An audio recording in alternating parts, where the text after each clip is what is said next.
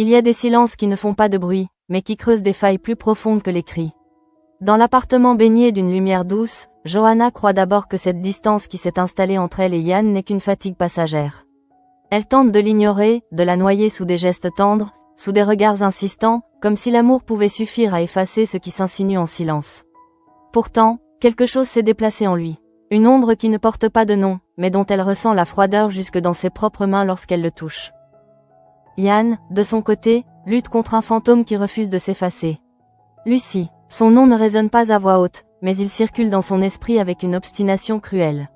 Chaque détail, chaque souvenir s'impose à lui sans prévenir.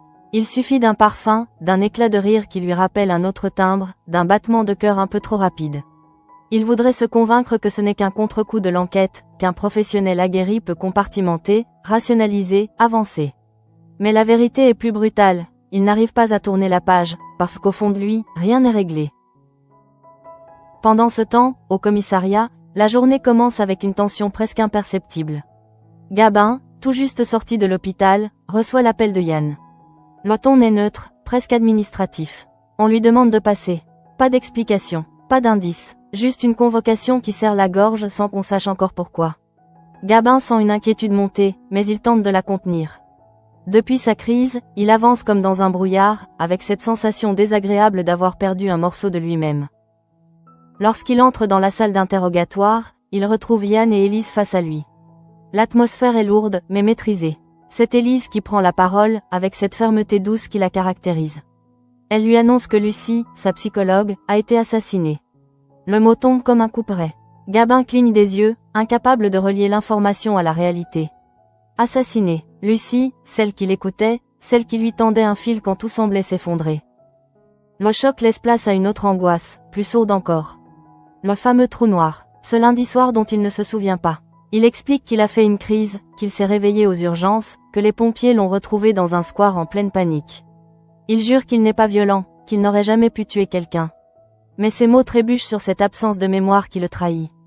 Comment prouver son innocence quand on ne peut pas raconter ce qu'on a fait? La question le ronge déjà. Qu'est-ce que je vais devenir? Lâche-t-il, la voix brisée. Derrière la phrase, il y a la peur d'être réduit à un soupçon permanent. Élise observe, analyse, mais ne juge pas. Elle décide de suspendre l'interrogatoire. Elle perçoit que pousser plus loin ne ferait qu'alimenter la panique. Yann, lui, reste en retrait, les mâchoires serrées. Il regarde Gabin sans parvenir à dissocier le jeune homme vulnérable du potentiel suspect. Et cette dualité le fatigue davantage qu'il ne veut l'admettre. Dans le même temps, à la ferme, la vie suit un rythme différent, presque apaisant en apparence. Flore s'est levée avant l'aube, absorbée par des vidéos sur la ponte des poules. Elle cherche à comprendre, à optimiser, à faire mieux. Le travail manuel, les gestes répétés, la rassurent. Ludo arrive avec une énergie inattendue. Il lui annonce qu'il a une surprise. Il parle d'un food truck, d'une nouvelle manière de vendre leurs légumes, leurs fruits, leurs œufs. Une aventure mobile, plus visible, plus audacieuse. L'idée surprend Flore, puis l'enthousiasme la gagne peu à peu. Ludo lui accorde carte blanche pour relooker la camionnette. Il croit en son sens esthétique, en son rapport aux gens. Ce n'est pas seulement un projet commercial, c'est une façon de lui redonner confiance, de l'encourager à sortir du cadre. Flore accepte, déjà en train d'imaginer des couleurs, des slogans, une identité. L'espace d'un instant, l'avenir semble ouvert, presque lumineux. Mais ailleurs, l'ombre persiste.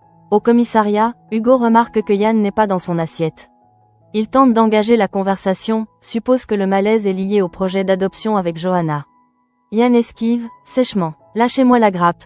La phrase est brutale, disproportionnée. Hugo reste interdit. Ce n'est pas Yann qu'il connaît. Ce n'est pas seulement la fatigue d'une enquête. C'est autre chose. Quelque chose de plus intime, de plus corrosif.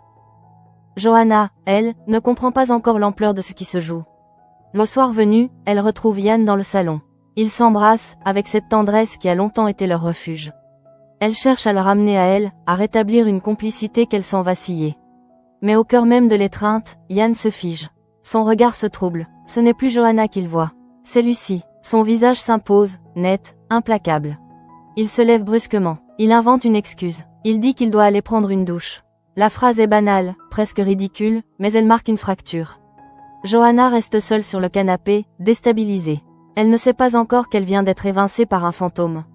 Elle sent seulement qu'un mur invisible s'est dressé entre eux. Dans la salle de bain, Yann laisse l'eau couler longtemps. Il espère que le bruit couvrira le tumulte de ses pensées. Il se répète que Lucie est morte, que ce qui le hante n'est qu'un souvenir, une culpabilité mal digérée. Mais le visage qu'il a vu n'était pas celui d'une morte. C'était celui d'une présence insistante, presque accusatrice. Et pour la première fois, il réalise que cette affaire ne se limite pas à une enquête. Elle l'empoisonne de l'intérieur. Johanna, de son côté, tente de rationaliser. Elle se dit qu'il traverse une période difficile, qu'il porte le poids d'une enquête lourde, que l'adoption les met sous pression. Elle refuse d'imaginer qu'une autre femme puisse encore occuper cet espace dans l'esprit de Yann. Elle choisit la patience, l'amour, la compréhension. Mais au fond d'elle, une inquiétude diffuse commence à s'installer. La nuit tombe sur Montpellier avec une douceur trompeuse. Les lumières de la ville brillent comme si rien n'était fissuré. Pourtant, dans cet appartement où deux êtres s'aiment encore, un troisième nom circule en silence. Lucie, un nom qui ne se prononce pas, mais qui s'interpose, invisible et tenace, entre les lèvres qui se cherchent et les regards qui se détournent. Et ce n'est que le début. Il y a des vérités qui avancent masquées, progressant à pas feutrés dans les couloirs d'un commissariat où chacun croit encore maîtriser la situation. Élise, elle, refuse de s'arrêter aux évidences. Elle sait que l'enquête sur la mort de Lucie ne peut pas se résoudre à une simple coïncidence malheureuse ou à un suspect trop fragile pour se défendre. Le dossier est plus complexe, plus trouble, et chaque détail mérite d'être disséqué. Elle commence par multiplier les appels, notamment au propriétaire de la location à 7 où Lucie avait séjourné. Sa voix reste posée, méthodique, mais son esprit fonctionne à vive allure. Elle apprend qu'un homme accompagnait Lucie.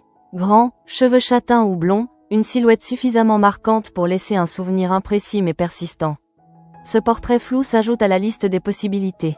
Élise note, recoupe, envisage. À quelques mètres de là, Yann écoute à distance. Il fait mine de s'occuper d'un autre dossier, mais chaque mot prononcé par Élise résonne en lui comme une menace latente. L'idée qu'un autre homme ait gravité autour de Lucie le trouble plus qu'il ne devrait. Officiellement, il soupçonne Gabriel ou Ethan. Il s'accroche à ses pistes avec une insistance presque mécanique. Mais au fond, ce n'est pas seulement l'enquête qui l'obsède. C'est la peur que la vérité, quelle qu'elle soit, le renvoie à ses propres contradictions. Pendant ce temps, Gabin tente de reprendre pied dans un quotidien devenu hostile. L'annonce de la mort de Lucie continue de le hanter. Il rejoue mentalement ce fameux lundi soir, cherchant un indice, une image, un son qui pourrait combler le vide. Rien, seulement une sensation d'étouffement, puis le réveil aux urgences, les néons blancs, les regards inquiets des soignants. Il se sent pris au piège d'un scénario dont il ignore les règles. Son innocence, il la proclame avec sincérité, mais il comprend que la justice ne fonctionne pas à l'intuition. L'absence de souvenir devient presque une accusation silencieuse. Il craint que le regard des autres change, qu'on le considère désormais comme un danger potentiel. Cette peur le ronge plus que le soupçon lui-même. Il ne veut pas devenir le monstre que son trou noir pourrait suggérer. Élise, de son côté, refuse de s'enfermer dans cette hypothèse unique. Elle retourne au cabinet de Lucie, seule cette fois, sans Yann. L'espace est encore imprégné d'une présence absente. Les dossiers, les fauteuils, les murs décorés avec soin racontent la vie d'une femme qui écoutait les autres pour les réparer. Élise fouille avec respect, consciente que chaque objet peut dissimuler une clé. C'est là qu'elle tombe sur des photos photomatons.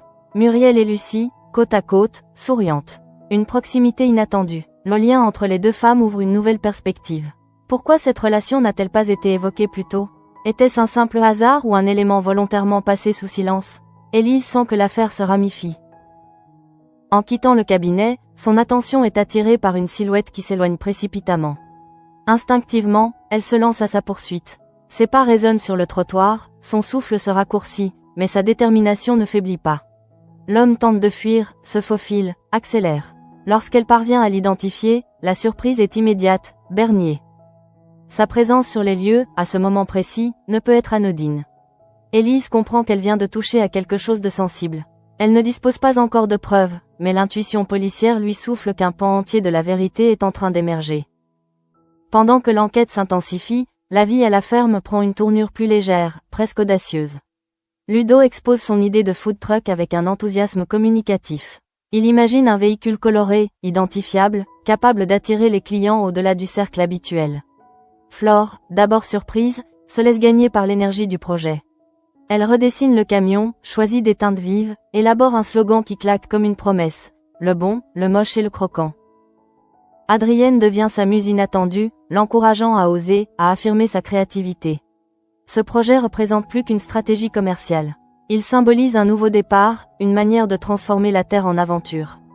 Dans cet élan, Flore retrouve une part d'elle-même qu'elle croyait enfouie. Mais tous ne partagent pas cet optimisme. Elodie, elle, vacille. Face à Ludo, elle laisse tomber le masque. Les larmes montent sans qu'elle puisse les retenir. Elle se sent perdue, désorientée, comme si sa vie avançait sans direction claire. Elle parle de départ, de déménagement, d'un besoin urgent de recommencer ailleurs. Ces mots ne sont pas impulsifs, ils sont le fruit d'une fatigue accumulée. Ludo tente d'alléger l'atmosphère, plaisante sur la gestion des ex, mais il comprend que la détresse d'Elodie est réelle. Elle promet d'organiser la transition, de ne pas partir brusquement. Pourtant, son regard trahit une décision déjà presque prise. Elle ne fuit pas seulement un lieu.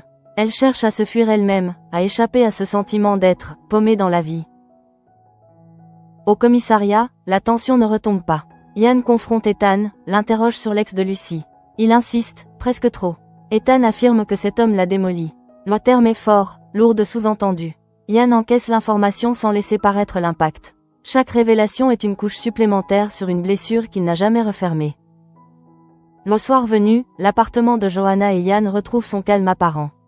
Pourtant, rien n'est paisible. Johanna observe les silences de Yann, ses absences dans le regard, ses réponses brèves. Elle tente d'aborder le sujet avec délicatesse, mais il se referme. Elle sent qu'il lui échappe, sans comprendre pourquoi. L'image de Lucie continue de s'imposer à Yann, au moment le plus intime. Il lutte contre elle, mais le fantôme est tenace. Ce n'est plus seulement un souvenir, c'est une présence intrusive qui s'invite là où Johanna devrait être seule. Et cette intrusion est une trahison qu'il n'ose pas nommer. Johanna, blessée sans preuve tangible, commence à douter. Non pas de l'amour de Yann, mais de sa capacité à la laisser entrer dans ce qu'il traverse. Elle se demande si elle a raté un signe, si quelque chose lui échappe. Elle ne sait pas encore que le poison qui s'infiltre dans leur couple ne vient pas d'une infidélité actuelle, mais d'un passé mal enterré. Dans l'ombre, l'enquête progresse. Élise tient un fil fragile entre Muriel, Lucie et désormais Bernier. Gabin lutte contre son propre vide. Flore construit un projet. Elodie prépare un départ. Et au centre de tout, Yann s'enfonce dans un conflit intérieur qu'il ne partage avec personne. La ville continue de vivre, indifférente aux drames intimes. Mais sous la surface, les lignes bougent. Les secrets se rapprochent les uns des autres. Et plus Yann tente d'étouffer le fantôme de Lucie, plus celui-ci semble prendre de place. La question n'est plus seulement de savoir qui a tué Lucie. La question devient, jusqu'où Yann pourra-t-il tenir avant que son silence ne détruise tout autour de lui? Il arrive un moment où une enquête cesse d'être une simple succession d'indices pour devenir un engrenage psychologique. Élise le sent. Depuis qu'elle a découvert ces photomatons de Muriel et Lucie, quelque chose s'est déplacé dans son esprit. Ce n'est plus seulement une question de meurtre. C'est une toile relationnelle complexe qui se dessine, et dont certains fils semblent avoir été soigneusement dissimulés. Les images étaient anodines en apparence. Deux femmes côte à côte, complices, presque insouciantes. Rien d'incriminant. Mais pourquoi ce lien n'a-t-il jamais été mentionné dans les premiers témoignages? Pourquoi Muriel est-elle restée en périphérie du récit, comme si sa proximité avec Lucie ne méritait pas d'être interrogée? Élise n'aime pas les angles morts. Elle sait qu'ils cachent souvent les véritables fractures. Lorsqu'elle repense à la silhouette qui s'est enfuie du cabinet, son intuition se renforce. Bernier, son nom s'impose désormais comme une pièce majeure du puzzle. Il n'avait rien à faire là. Pas à ce moment, pas de cette manière. La fuite en dit souvent plus long que les explications. Et ce réflexe instinctif de disparaître ne ressemble pas à celui d'un simple curieux. De retour au commissariat, Élise expose ses découvertes avec méthode. Yann écoute, mais son attention vacille. Il entend les mots, comprend les implications, mais son esprit reste accroché ailleurs. Chaque avancée de l'enquête le rapproche d'une vérité qu'il redoute. Non pas parce qu'il se sent coupable, mais parce qu'il craint ce que cette vérité pourrait réveiller en lui. Il insiste encore sur Gabriel, sur Ethan, sur des pistes plus simples, plus rationnelles. Élise le remarque. Cette obstination à orienter l'enquête ailleurs n'est pas conforme à son habituel sens critique. Elle n'en tire pas de conclusion hâtive, mais elle enregistre. Yann n'est pas seulement affecté. Il est déstabilisé. Dans le même temps, Gabin traverse une zone de turbulence intérieure. Le choc de l'annonce ne s'est pas dissipé. Il tente de reconstruire son lundi soir comme on assemble un puzzle dont il manquerait la pièce centrale. Les heures s'effritent dans sa mémoire. Il revoit vaguement une sensation d'oppression, un souffle court, puis plus rien. L'idée que cette absence puisse contenir un acte irréparable le terrifie. Il se surprend à douter de lui-même. Et si, malgré tout, il avait fait quelque chose? Si la violence pouvait surgir sans qu'il en ait conscience? Cette hypothèse le détruit plus sûrement que n'importe quelle accusation formelle. Il n'est plus seulement un jeune homme en crise. Il devient, dans son propre esprit, une énigme inquiétante. Élise, pourtant, refuse de l'abandonner à ce vertige. Elle perçoit sa fragilité, son besoin de repère. Elle ne cherche pas à le briser. Elle cherche à comprendre. Son approche n'est ni complaisante ni brutale. Elle avance avec prudence, consciente que la vérité, si elle existe dans cette zone floue, ne se livrera pas sous la contrainte. Pendant que l'enquête progresse, la vie privée de Yann continue de s'effriter. Johanna observe des détails qu'elle aurait autrefois ignorés. Une réponse trop sèche, un regard absent, une tension dans les épaules lorsqu'elle prononce le nom de Lucie, même par hasard. Elle ne dispose d'aucune preuve, d'aucun aveu. Seulement d'une impression persistante, quelque chose lui échappe. Elle tente une approche douce, presque intuitive. Elle lui parle de l'adoption, de leur projet commun, de l'avenir qu'ils ont imaginé ensemble. Elle espère raviver une projection vers demain, détourner son esprit de ce passé qui semble le hanter. Mais chaque tentative glisse sur lui comme sur une surface lisse et fermée. Yann, lui, lutte en silence. Il ne veut pas blesser Johanna. Il ne veut pas lui avouer que le souvenir de Lucie s'impose au moment même où il cherche à l'aimer pleinement. Ce n'est pas un désir. Ce n'est pas une nostalgie romantique. C'est une culpabilité diffuse, un mélange de regrets, de non-dits et d'interrogations sans réponse. Il se demande s'il aurait pu agir autrement. S'il aurait pu empêcher certaines choses. Si Lucie était réellement aussi solide qu'elle le laissait paraître. Cette introspection permanente l'épuise. Il se sent à la fois victime et responsable d'une histoire qu'il ne maîtrise plus. À la ferme, l'atmosphère est plus contrastée. Flore s'investit corps et âme dans le projet du food truck. Les esquisses se multiplient, les couleurs s'affirment. Le slogan, le bon, le moche et le croquant, devient presque un manifeste. Une manière de revendiquer l'authenticité, de valoriser l'imparfait. Ce projet lui redonne un axe. Elle se sent utile, créative, engagée. Ludo la soutient sans réserve.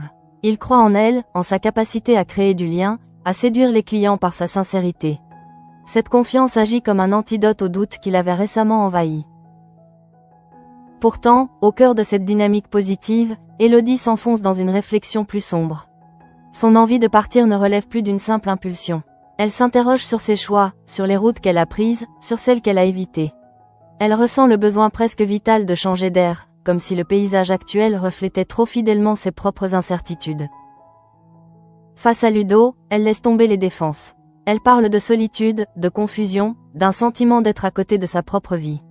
Ce n'est pas une fuite spectaculaire. C'est une dérive lente, consciente. Elle veut reprendre la maîtrise avant de se perdre complètement.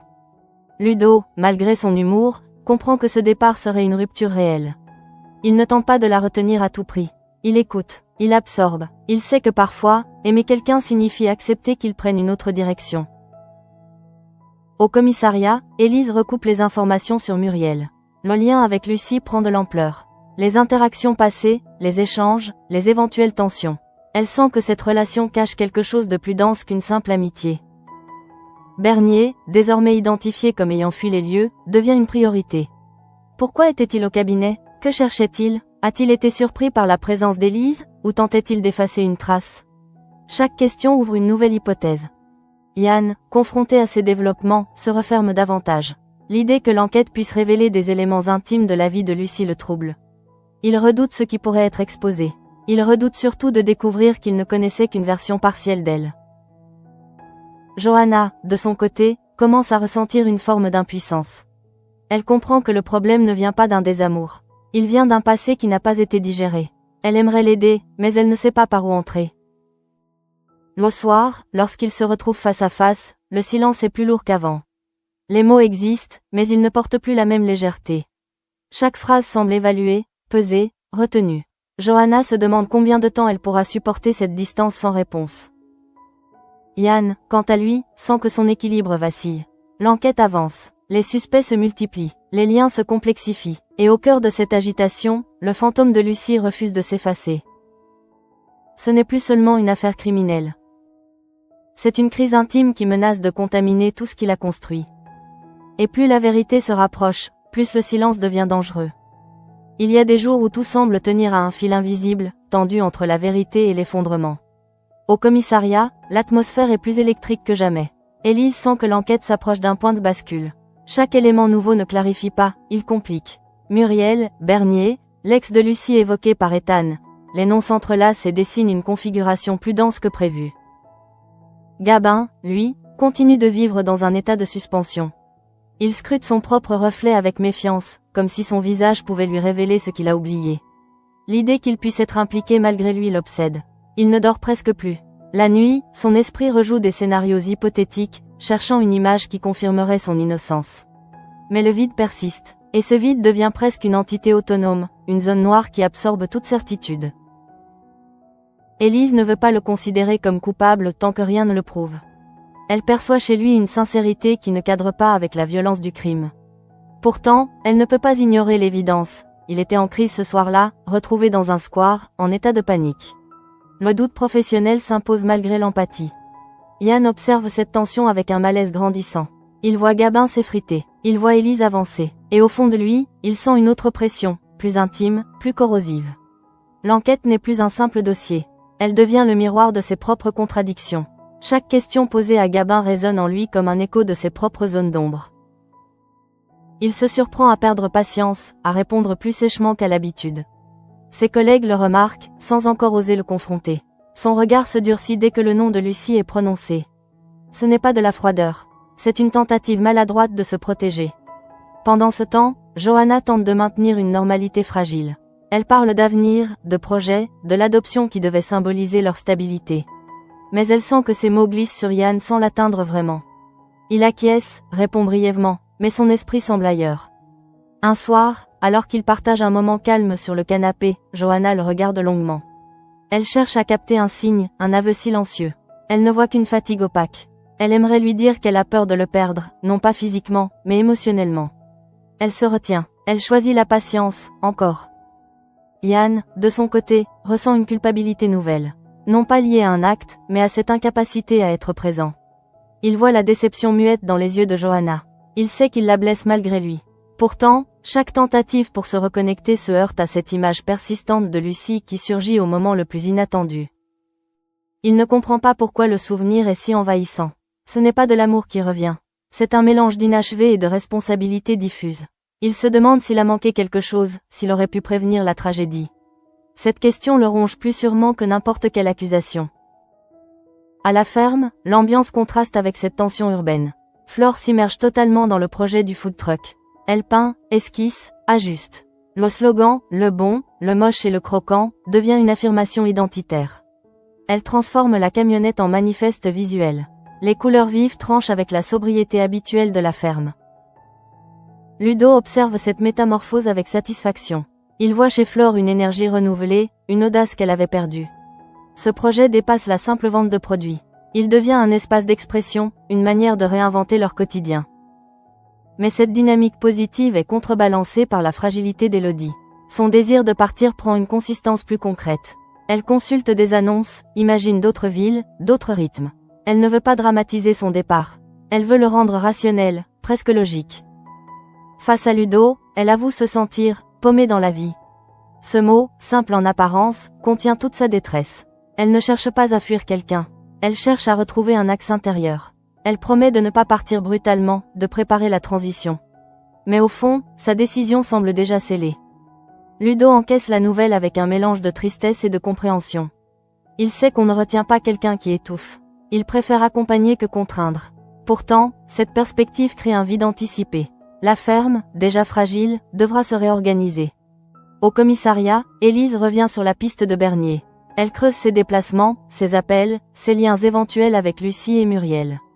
Elle sent que quelque chose a été volontairement caché. La fuite devant le cabinet n'était pas un hasard. Elle en est convaincue. Yann participe aux échanges, mais son implication est inégale. Par moments, il semble parfaitement concentré. À d'autres, son regard se perd, comme s'il revivait une scène invisible aux autres.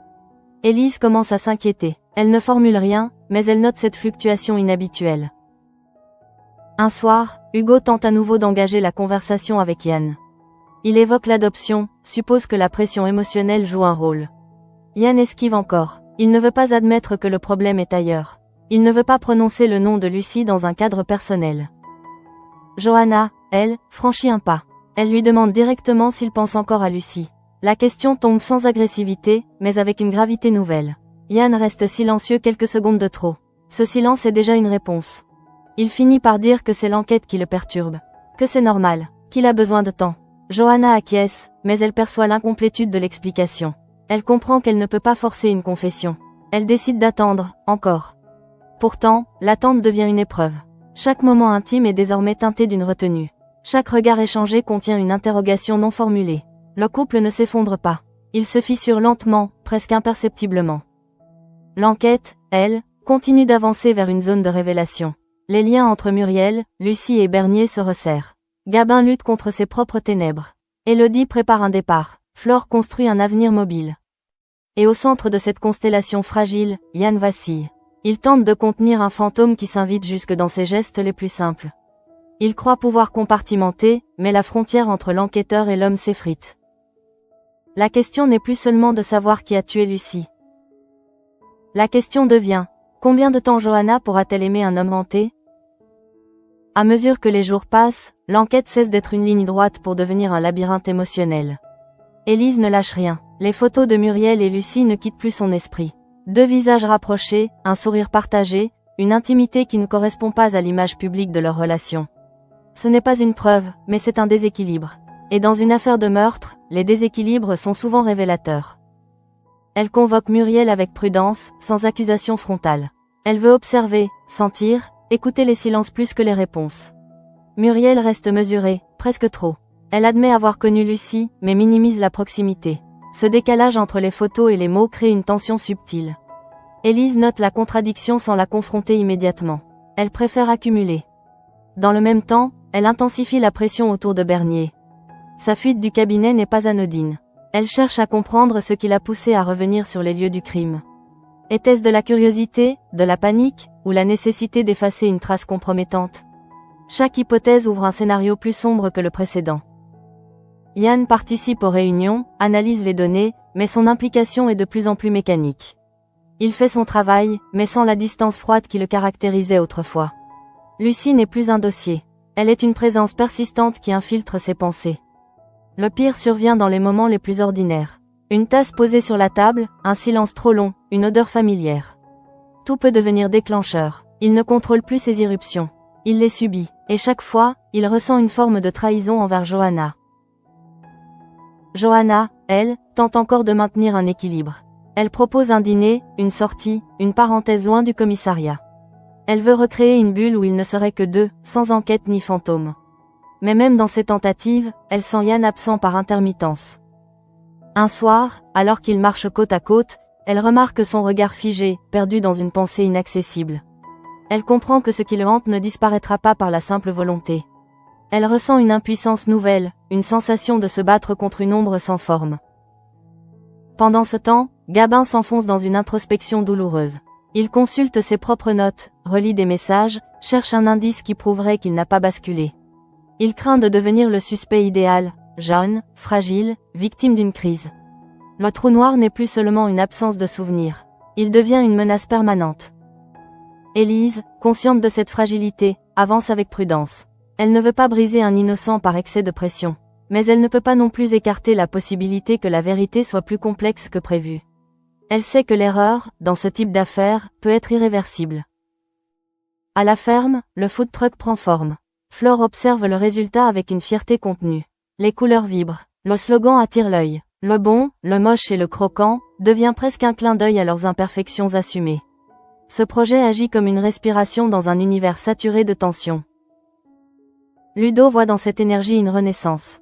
Il encourage Flore à croire en elle, à imaginer des marchés, des événements, détournés. Cette projection vers l'avenir contraste violemment avec l'atmosphère du commissariat. Ici, on construit. Là-bas, on dissèque. Mais Élodie, elle, semble déjà ailleurs. Son regard se perd lorsqu'on évoque les projets communs. Elle écoute, mais son esprit anticipe un départ. Elle commence à trier ses affaires, à simplifier son espace. Chaque objet rangé est un pas vers une autre vie. Face à Ludo, elle admet que rester serait plus confortable, mais pas forcément plus juste. Elle veut se retrouver, comprendre ce qui la bloque. Son départ n'est pas un rejet. C'est une quête. Pourtant, cette décision laisse un vide perceptible dans la dynamique collective. Au commissariat, l'enquête franchit un nouveau seuil. Les connexions entre Muriel et Lucie deviennent plus précises. Des échanges plus fréquents qu'annoncés. Des rendez-vous discrets. Elise sent que la façade se fissure. Elle ne sait pas encore si cette relation cache un conflit ou une alliance, mais elle sait qu'elle n'est pas anodine. Yann, confronté à ces révélations, ressent une tension supplémentaire. Plus la vie privée de Lucie est exposée, plus il réalise qu'il ne la connaissait peut-être pas entièrement. Cette prise de conscience le déstabilise. Il se demande si son propre regard était biaisé, s'il a interprété certains signes à sa manière. Johanna, de son côté, perçoit que le nom de Lucie agit comme un déclencheur. Elle tente une dernière approche directe. Elle lui demande s'il regrette quelque chose. Pas seulement l'enquête, pas seulement les circonstances, quelque chose de plus personnel.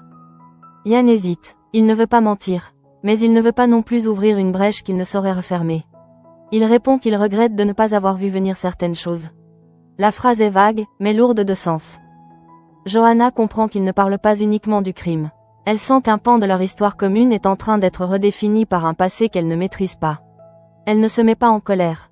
Elle ne dramatise pas, mais elle se sent déplacée, comme si son rôle dans la vie de Yann était momentanément relégué au second plan. La nuit venue, chacun s'enferme dans son propre silence. Gabin face à son vide. Élise face à ses hypothèses. Élodie face à son départ imminent. Flore face à un avenir mobile. Et Yann face à une mémoire intrusive. Le fantôme de Lucie n'est plus une simple réminiscence. Il devient un poison lent, qui infiltre chaque espace où l'amour devrait respirer librement. Et Johanna, malgré sa patience, commence à se demander combien de temps elle pourra rester spectatrice de cette lutte intérieure qui ne la laisse jamais vraiment entrer. À mesure que les pièces du puzzle s'assemblent, l'air semble se raréfier autour de ceux qui cherchent à comprendre. Élise avance avec une précision presque chirurgicale. Elle a désormais la certitude que le lien entre Muriel et Lucie n'était ni anodin ni superficiel.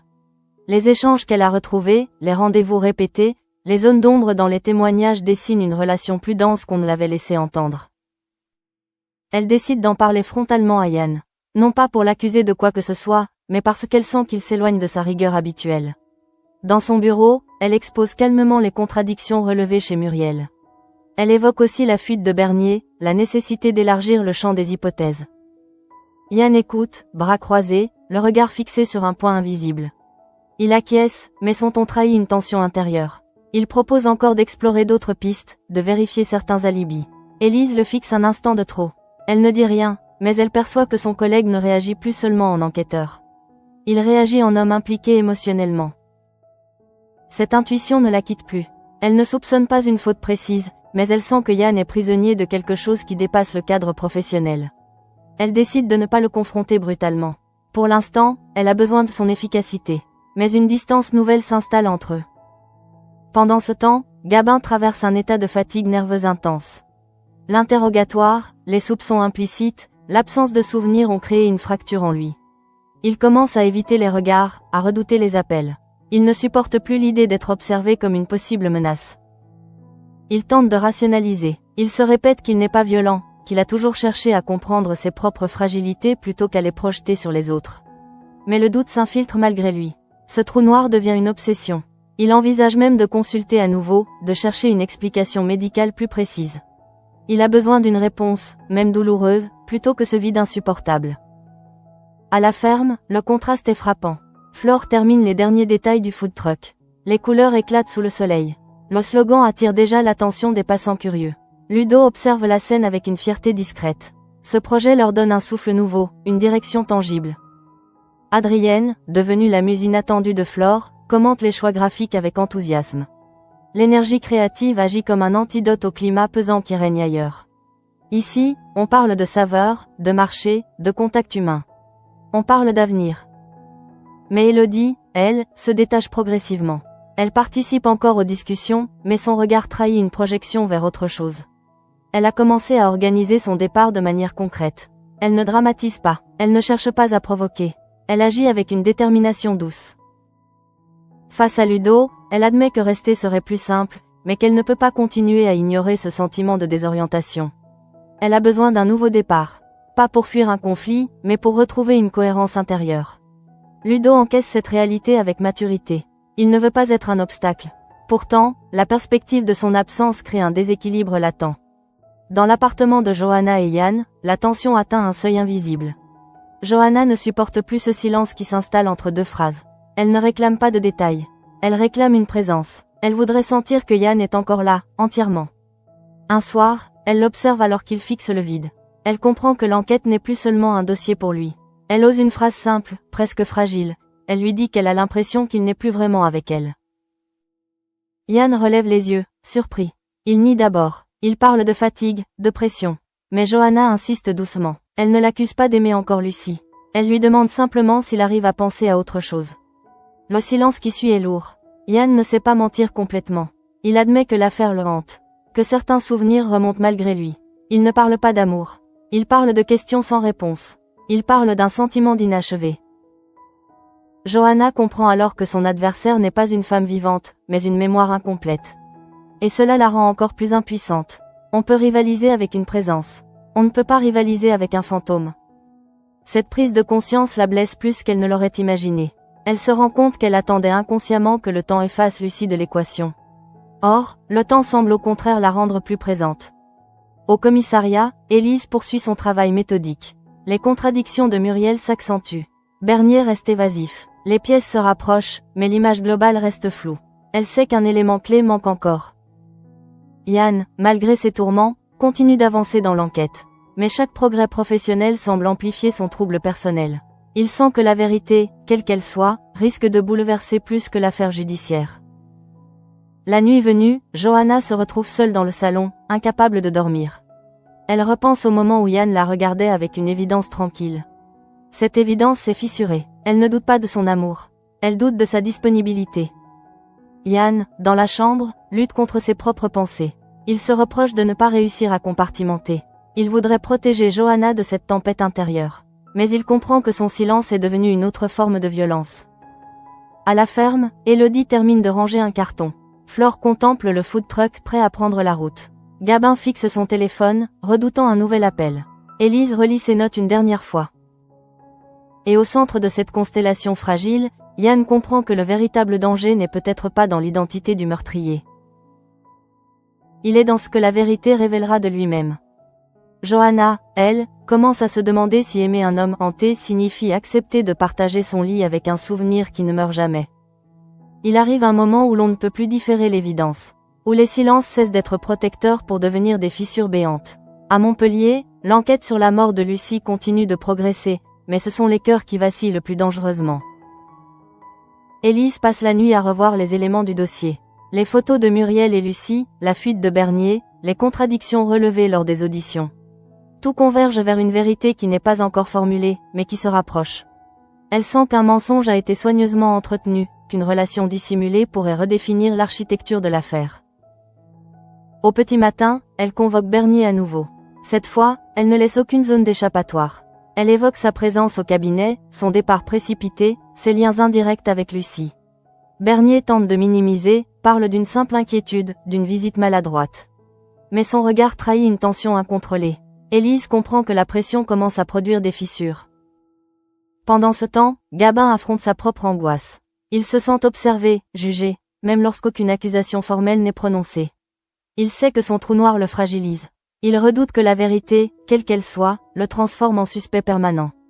Pourtant, au fond de lui, il garde une conviction tenace, il n'a pas tué Lucie. Cette certitude devient son unique ancrage. À la ferme, le food truck quitte enfin le terrain pour un premier essai. Flore observe la camionnette colorée s'éloigner avec une émotion contenue. Ce projet représente une renaissance.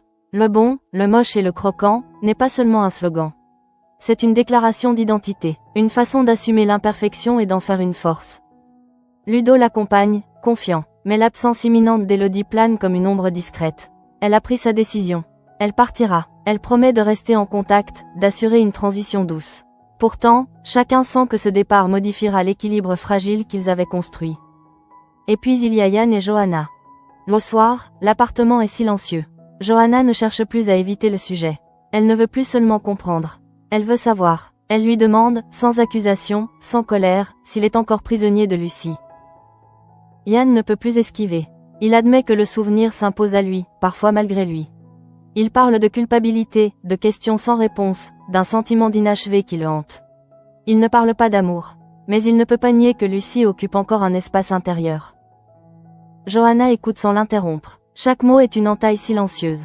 Elle comprend que son rival n'est pas une femme vivante, mais une mémoire non résolue. Elle ressent une douleur profonde, mêlée d'une lucidité nouvelle. Aimer Yann signifie accepter qu'une partie de lui soit encore tournée vers le passé. Yann s'approche d'elle, tente de la rassurer. Il affirme qu'il l'aime, qu'il veut avancer, qu'il ne souhaite pas perdre ce qu'ils ont construit. Mais il sait que l'amour ne suffit pas à effacer un fantôme. La confiance ne disparaît pas. Elle se fragilise. Dans la nuit, chacun reste éveillé plus longtemps qu'il ne l'avoue. Johanna regarde le plafond, se demandant si la patience est une force ou une lente érosion. Yann fixe l'obscurité, conscient que son silence a creusé un fossé qu'il devra combler par des actes, pas par des promesses. Au commissariat, Élise apprend qu'un nouvel élément relie indirectement Bernier et Muriel. Rien de définitif encore, mais assez pour renforcer ses soupçons.